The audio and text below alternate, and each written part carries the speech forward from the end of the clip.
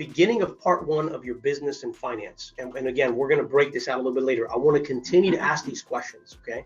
A good steward takes account of what he has done in order to improve before his master comes back. Does that make sense? So it is good that even right now, we're testing our hearts and we're being honest with ourselves. Because one of the other things that we can do is brush it under the rug and pretend like everything's great. But then if the master would have really come and dig in, what would he find? Does that make sense? So it's freeing to know. Like at first I was like, oh, I suck. But what I realize is if I'm not honest with myself, I can never truly improve and go to the next level. So here's some questions that I'm going to ask you, and I want you to write these down as an answer or a score number, whatever you want. But the whole goal of this exercise, guys, is to give you perspective, to really make you to start thinking beyond just answering traditional questions and go, yeah, everything's good, okay? If you were the owner, would you hire and be proud of hiring someone who performs exactly like you?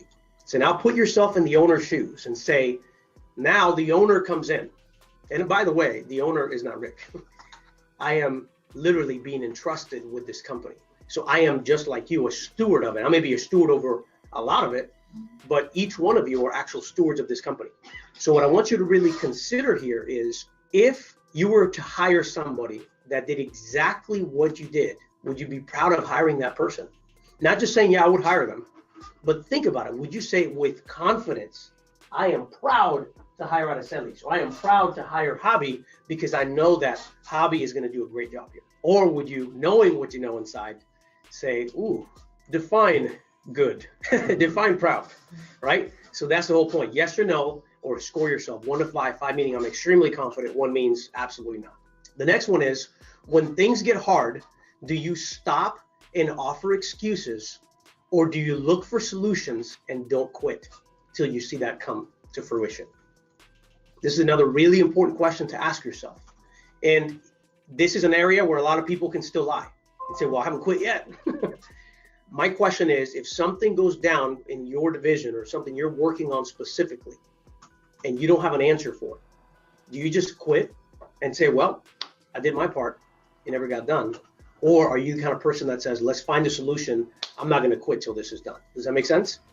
You can do it with 1 to 5, or you can literally answer that question. The next one is basically straightforward. If someone, let's put it even clearer, your child audited the quality of your work, would you be proud or would you be embarrassed? And the reason why I put that is because, you know, my daughter, as you guys know, is extremely aware of a lot of things. Mm-hmm. And in order for me to really put myself in that position where I could be completely honest to myself, I had to really put my daughter in that picture and say, if Kaylee came in and audited the quality of my work, of my commitment, my dedication, my efforts, what would my daughter say? Would she be proud, or would she put me in a place where I'll be extremely embarrassed? Does that make sense? And there are areas right now as I self-assess that I would be embarrassed. There are other areas where I think I'd be proud. But the reality is, what is that answer? That means that I'm not performing at 100%. Does that make sense? So it's important that we consider that. The next question is, do people reach out to you because you get things done often? Yes or no?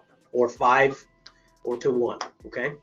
The last one is, if your master, so-called master, right, came to settle accounts with you and broke down and said, here's what I entrusted you with, these are the opportunities that I give you. Honestly speaking, would he say, well done, you faithful servant, I will entrust you with more? Or will he come back and say, wicked and lazy servant, and then take what you had and give it to somebody else? And you can do that as 1 to 5, okay? That's not a problem. But the point I'm trying to make here, guys, is before you can be a good steward, you have to know where you stand.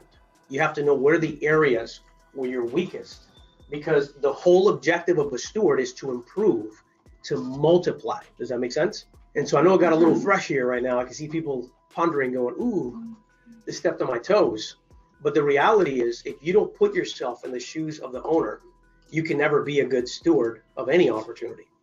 And so what you have right now, and this is what I was going to say, if your results came in good, meaning that you know you're confident that if somebody were to audit you, your kids, that you'd be proud to know that everybody trusts you, that you don't quit, you actually look for solutions in your job, your project, then that's great. I want to congratulate you for actually passing that. Now my question is, who else are you investing in to help them grow? Because if you're at that level, remember, you're a multiplier.